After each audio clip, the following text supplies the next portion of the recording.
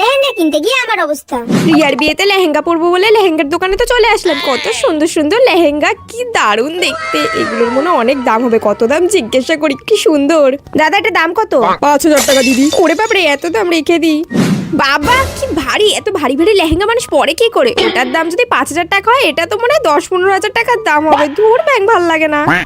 Wow, ড্রেসটা কি সুন্দর, আমাকে তো পুরো পরীর মতো লাগছে। এই ড্রেসটা তো কিনতে পারবো না, কয়েকটা ভালো ভালো সেলফি তুলে নিই। এটার মনে হয় অনেক দাম হবে। এর দিয়ে ভালো একটা সেলফি তুলে পোস্ট করে দিই, লিখে দেবো যে এটা আমি কিনেছি।